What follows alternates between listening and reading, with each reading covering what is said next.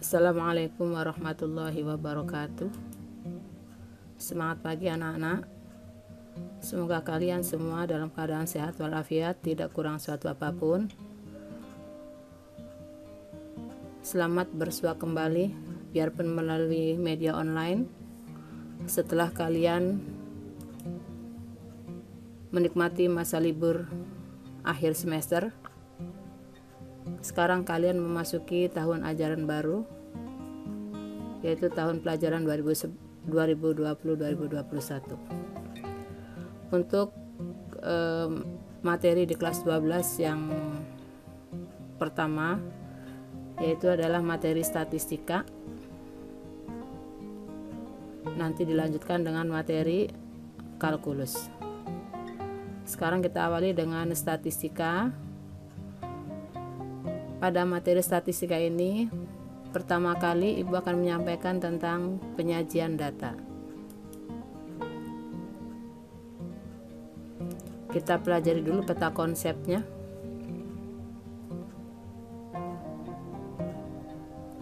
Data, populasi dan sampel, penyajian data, ukuran pemusatan data, ukuran letak data, ukuran penyebaran data.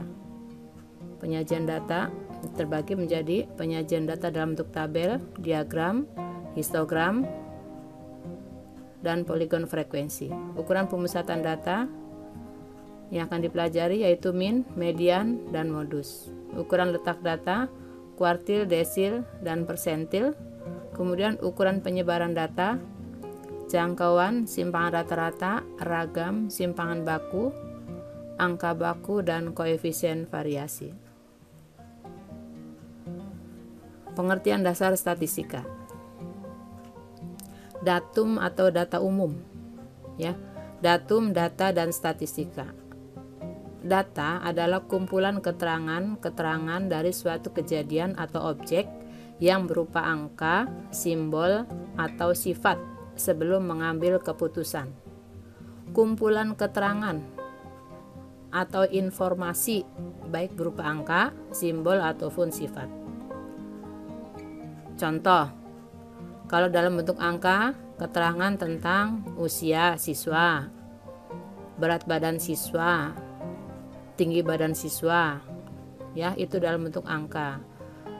Kemudian kalau dalam bentuk simbol, misalnya golongan darah A, AB, B, dan O.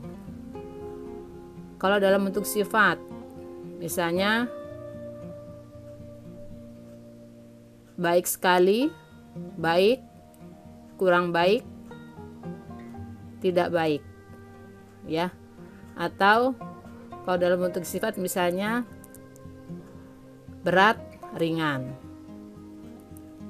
Kemudian apalagi kira-kira? Pandai, tidak pandai, ya. Itu salah satu atau beberapa contoh. Beberapa contoh dari data. Kemudian yang dimaksud dengan datum. Datum adalah masing-masing keterangan pada suatu kejadian atau objek. Masing-masing keterangan, ya. Kalau tadi data itu adalah kumpulannya. Kalau sekarang masing-masing keterangan pada suatu kejadian atau objek. Sekarang data pemahamannya adalah dalam bentuk jamak dari datum. Atau bisa juga data itu merupakan kumpulan dari datum, ya. Kemudian macam-macam data. Macam-macam data di sini ada data kuantitatif, adalah data yang diperoleh dengan cara mengukur atau menghitung. Kemudian data kualitatif adalah data yang menyatakan sifat-sifat atau gambaran kualitas dari objek yang diteliti. Data kuantitatif. Data kuantitatif itu yang diperoleh dari hasil mengukur atau menghitung. Contohnya apa ya? Coba dari hasil mengukur dulu misalnya. Dari hasil mengukur itu tinggi badan, berat badan, luas tanah, tinggi bangunan, luas bangunan, ya, itu dari hasil mengukur.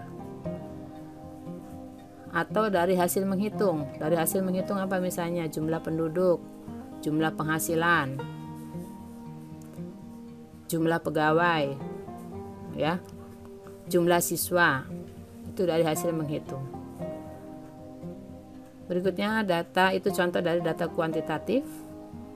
Contoh dari data kualitatif ya bentuknya sifat, ya, sifat atau gambaran kualitas. Kalau sifat itu seperti tadi, baik, buruk.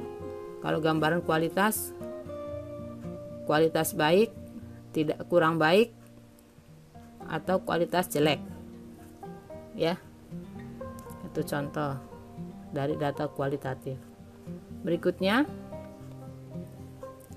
statistika. Pengertian statistika, ya, atau apa yang disebut dengan statistika itu adalah cabang matematika yang mempelajari cara pengumpulan, penyajian, penganalisaan, dan penarikan kesimpulan dari data.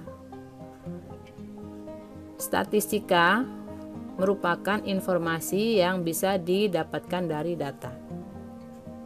Ingat, informasi itu dapat berupa angka maupun bukan angka, ya. Deskriptif. Jadi yang disebut dengan statistika di sini adalah cabang matematika yang mempelajari dimulai dari cara pengumpulan, penyajian, penganalisaan, serta penarikan kesimpulan dari data, ya. Sementara jadi statistika itu ilmu. Kalau statistik itu adalah informasi yang bisa didapatkan dari data, ya, informasi yang bisa didapatkan dari data. Oke. Sementara pengertian data tadi kumpulan keterangan atau informasi yang dapat berupa angka maupun bukan angka. Deskriptif. Statistik terbagi menjadi dua, deskriptif dan inferensi. Deskriptif atau induktif atau inferensial atau inferensi. Deskriptif, informasi yang bisa menggambarkan data yang diperoleh. Inferensi, data yang digunakan untuk menarik kesimpulan tentang populasi objek yang lebih besar.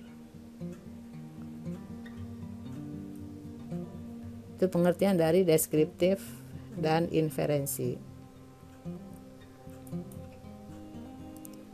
Selanjutnya, populasi dan sampel. Yang dimaksud dengan populasi itu apa? Populasi semua objek yang akan diteliti. Sementara sampel sebagian populasi yang benar-benar diambil datanya dan dibuat statistiknya. Contoh. Jadi populasi itu adalah keseluruhan dari objek yang diteliti atau yang akan diteliti. Misalnya, kita akan meneliti tentang tinggi badan siswa SMK Negeri 6. Tinggi badan siswa SMK Negeri 6. Siswa SMK Negeri 6 itu kan sekitar 800-an ya jumlahnya. Nah, kalau dikasih waktunya hanya beberapa jam, ya mungkin itu agak lama ya untuk mengukur tinggi badan sampai 800 siswa. Nah, untuk lebih efisien lagi, kita ambil contohnya atau data yang mewakili saja atau sampel dari tiap-tiap kelas. Lebih efisiensi dari segi waktu dan tenaga. Ini contoh yang sederhananya ya. Kita ambil setiap kelas perwakilannya saja, misalnya setiap kelas itu diambil 10 anak. Nah, sampel yang diambil itu harus sampel yang baik, yang representatif. Artinya apa? Yang mewakili masing-masing kelas. Kalau kelas itu sebaran tingginya merata, ya kita ambil. Kalau rata-rata tingginya hampir sama, kita ambil acak, nggak masalah, tidak apa-apa. Tapi kalau tinggi badan di kelas tersebut itu ada yang tinggi sekali, ada yang tidak tinggi atau pendek, maka kita ambil sampelnya itu ya, yang tinggi ada, yang sedang juga ada, yang tidak tinggi juga ada. Jadi sampelnya harus representatif atau mewakili dari kelas yang akan kita ambil sampelnya, ya. Itu yang dimaksud dengan sampel. Jadi sampel itu harus sampel yang mewakili dari populasi yang akan kita teliti atau yang kita amati. Nah, ini asal kemampuannya, silakan kalian lakukan ya. Nanti ini akan dijadikan sebagai tugas pertama. Selanjutnya ini tadi pengertian statistika, pengertian statistik, pengertian data, kemudian populasi dan sampel. Kita lanjutkan. Penyajian data. Penyajian data yang tadi di peta konsep itu, yang pertama adalah penyajian data dalam bentuk tabel, ya. Penyajian data dalam bentuk tabel atau daftar. Coba lihat, di sini ada contoh tabel keadaan guru SMKY menurut jenis kelamin dan tingkat pendidikan pada tahun 2017. Jenis kelamin laki-laki perempuan, tingkat pendidikannya D3, S1 dan S2. Nah, jumlah laki-lakinya ada 24, perempuannya 36, sehingga jumlah guru di SMKY itu ada 60. Jumlah guru di SMKY ada 60. Nah, sekarang Ibu tanyakan, jumlah guru yang memiliki pendidikan hanya diploma 3 ada berapa? Ya, betul, ada 8, dengan laki-lakinya 6, perempuannya 2. Kemudian yang pendidikannya S1 ada 46, dengan laki-laki 16, perempuannya 30. Kemudian untuk S2 pendidikan yang pendidikannya S2, lelakinya 2 dan perempuannya ada 4. Ya, jadi jumlahnya ada 6. Jadi keseluruhan gurunya ada 60. Kemudian contoh penyajian data dalam bentuk tabel berikutnya, yaitu tabel tinggi badan siswa kelas 11 1 di suatu SMK. Ya, tinggi badan dalam satuan sentimeter. Frekuensinya ini berarti jumlah siswa di kelas 11-1 itu ada 40. Dengan pengelompokan tinggi badannya, tinggi badan antara 150 mulai 150 sampai 155 cm ada 3 orang. Tinggi badan mulai 156 sampai 161 ada 7 orang. Tinggi badan mulai 162 sampai 167 ada 20 orang. Tinggi badan 168 sampai 173 ada 6 orang. Tinggi badan mulai 174 sampai 179 ada 4 orang. Kalau kalian perhatikan di sini ada 6 pengelompokan data, ya, pengelompokan tinggi badan. Di kelas tersebut paling banyak siswa memiliki tinggi badan antara mulai 162 sampai 167.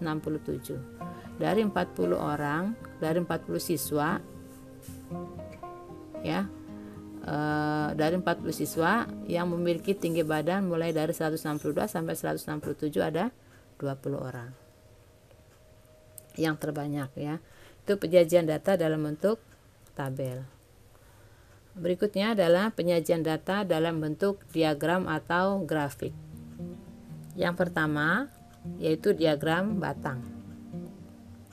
Contoh, buatlah diagram batang berdasarkan tabel berikut. Jenis pelanggarannya, kehadiran, kerapihan, ketertiban, administrasi. Jumlah pelanggaran seluruhnya ada 200 pelanggaran. Yang paling banyak melakukan pelanggaran adalah kehadiran. Ya, Bisa saja kehadiran ini karena terlambat atau memang tidak hadir, ya. Nah, sekarang kita lihat diagram batangnya. Diagram batangnya seperti ini. Jadi untuk sumbu X itu kita letakkan pada keterangan jenis pelanggaran, kehadiran, kerapian, ketertiban, administrasi. Kemudian untuk sumbu Y yaitu untuk jumlah pelanggaran. Kalau kita lihat tadi, sebentar, Ibu salah.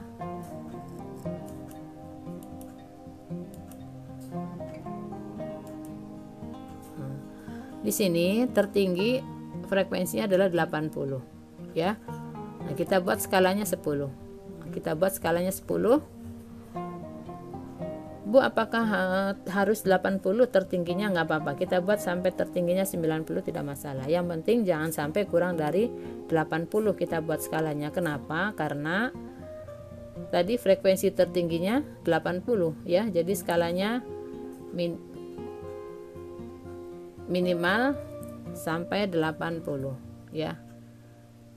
Minimal sampai 80. Jadi 80 lebih sedikit boleh. Jangan sampai kurang dari 80.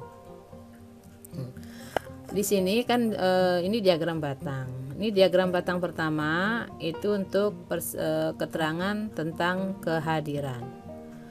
Kehadiran jumlah pelanggarannya ada 20. Ya. Sebentar, kehadiran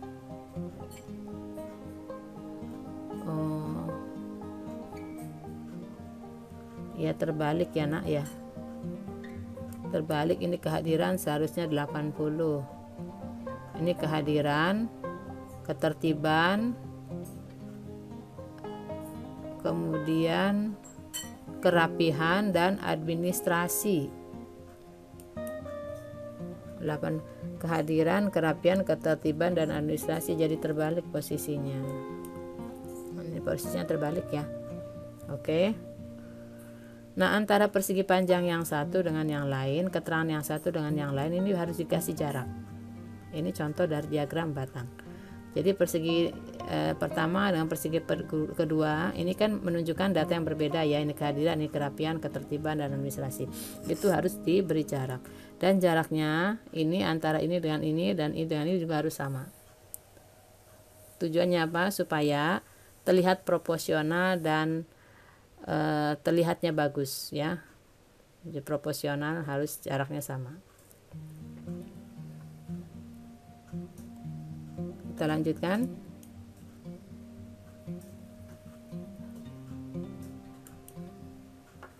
Diagram batang yang kedua ini tentang data tentang apa nih? Perkembangan hasil produksi PT Indeks yang terjual dari tahun 2013 sampai tahun 2017 ya. Ini keterangannya tahun, kemudian frekuensinya penjualan dalam satuan unit. 2013 10.000 unit terjual, 2014 20.000, 2015 15.000 unit, 2016 10.000 unit, dan 2017 30.000 unit. Kita lihat di sini frekuensinya tertinggi 30.000. Apakah kita lihat di sini skala yang dibuat 10.000 ataukah 5.000? Kita lihat skalanya ternyata yang dibuat adalah 5.000. Di sini dilebihkan satu skala. Tadi kan tertinggi adalah 30 ya. 30. Jadi kalau bisa jangan pas banget 30 ya. Kita tambahkan satu skala lagi.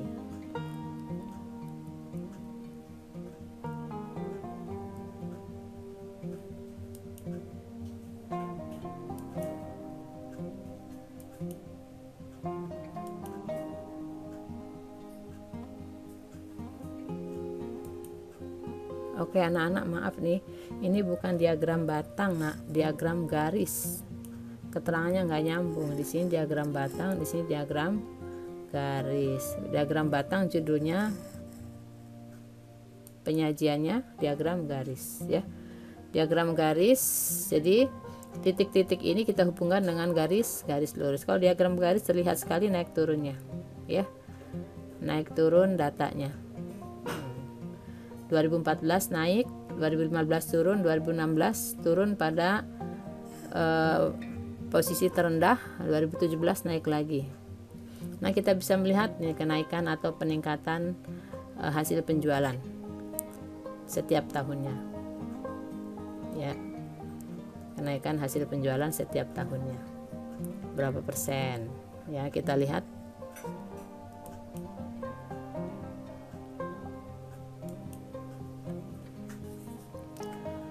Selanjutnya, penyajian data dalam bentuk diagram lingkaran. Penyajian data dalam bentuk diagram lingkaran.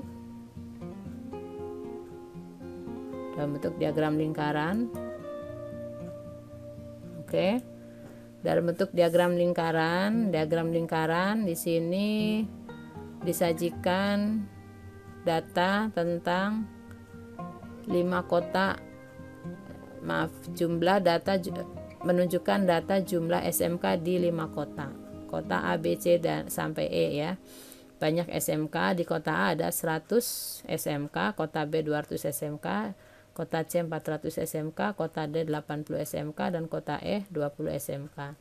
Jadi jumlah SMK di 5 kota ada 800. Paling banyak terdapat di kota apa?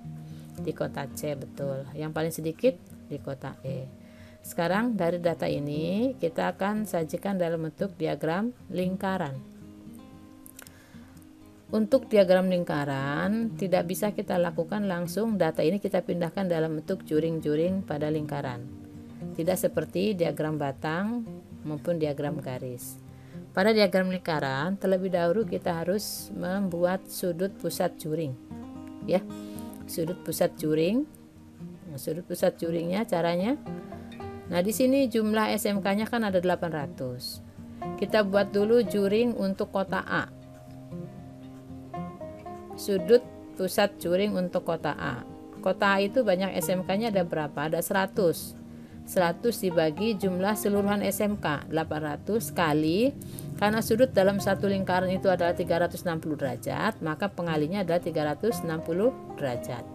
Hasilnya 45 derajat. Jadi luas juring untuk sudut pusat juring untuk kota A, nah, sebesar sudutnya adalah 45 derajat. Begitu juga untuk kota B dan seterusnya. Ya, yang terkecil yaitu kota E 9 derajat. Yang paling besar adalah di kota C. Ini karena separuhnya sendiri berarti dia sebesar 180 derajat.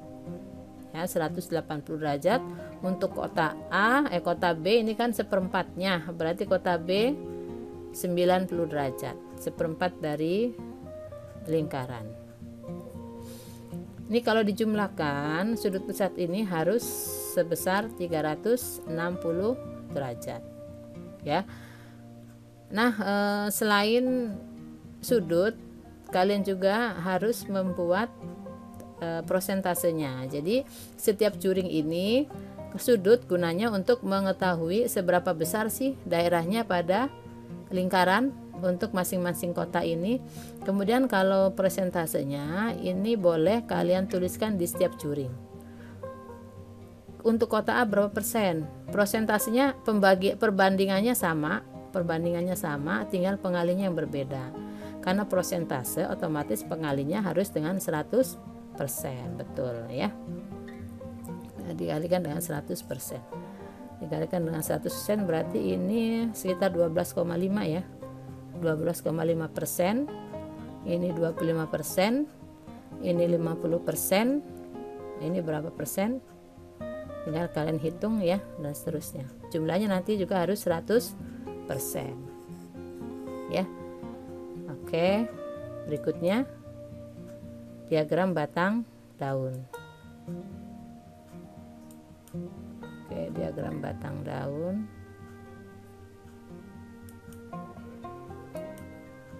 Ya. Diagram batang daun di sini perhatikan data dari nilai tes matematika untuk 25 siswa berikut. Buat diagram batang daunnya. ya. Penyelesaiannya ini. Diagram batang daun. Nah, sekarang data dari nilai tes matematika untuk 25 siswa. Ini nilai datanya bernilai puluhan ya. Datanya bernilai puluhan. Coba perhatikan di sini data terkecil berapa? 44. Data terbesar yaitu berada di berapa? 86 ya. Nah, kemudian kita urutkan dari data terendah dulu. Batang ini menunjukkan nilai puluhan, daunnya ini menunjukkan nilai satuan. Ya, ini jumlahnya ada 25, ini juga harus 20, harus 25. 44, 45, 47, 48, 49 ya. Jadi diagram batang daun ini untuk data yang bernilai puluhan. Buat diagram batang daunnya, batang itu ditempatkan oleh nilai puluhan, sementara daunnya adalah ditempatkan untuk nilai puluhan. Jadi contoh di sini ada nilai 56 itu munculnya 2 kali, ditulis 2 kali daunnya ya, 6-nya 2 kali, menunjukkan bahwa data 56 itu ada 2 kali. Kemudian untuk 60 juga ini 2 kali, 60 ya. Terus 81 ini juga muncul 2 kali ya. Nah, selanjutnya diagram kotak garis. Diagram kotak garis di sini, diagram kotak garis ini menunjukkan statistik 5 serangkai. Statistik 5 serangkai. Ingat, statistik itu kan informasi ya, informasi yang diperoleh dari data. Statistik 5 serangkai. Jadi data 5 serangkai, yaitu nilai minimum, kuartil bawah, Q1, Q2, Q3 nilai maksimum. Maaf, kalian kan belum belajar di ukuran letak data. Jadi ibu bacakan saja sesuai dengan simbolnya ya. Nilai minimum, Q1, Q2, Q3 dan nilai maksimum. Contoh, suatu data memiliki nilai minimum 3, nilai maksimum 10, Q1-nya 5, Q2-nya 7 dan Q3-nya 8. Buat diagram kotak garis atau statistik 5 serangkainya. Nilai minimumnya 3, kemudian Q1-nya 5, Q2-nya 7, Q3-nya 8 dan nilai maksimumnya 10. Seperti ini ya. Oke. Nah, untuk kali ini, untuk pertemuan kali ini, ibu jelaskan atau ibu jelaskan atau ibu uraikan untuk penyajian data itu sampai pada penyajian data dalam bentuk diagram kotak garis ya. Nah, untuk latihannya nanti akan ibu berikan dalam bentuk Microsoft Word, nanti dilampirkan ya. Nah, apabila ada informasi atau penjelasan dari ibu yang belum kalian atau kurang begitu difahami atau dimengerti, silakan kalian chat ke WA grup kelas atau ke chat ke WA ibu pribadi. Demikianlah tatap muka atau tatap muka secara daring, tidak tatap muka ya. Demikianlah pertemuan kita pada kali ini. Kurang dan lebihnya mohon dimaafkan. Wabillahi taufiq wal hidayah. Wassalamualaikum warahmatullahi wabarakatuh.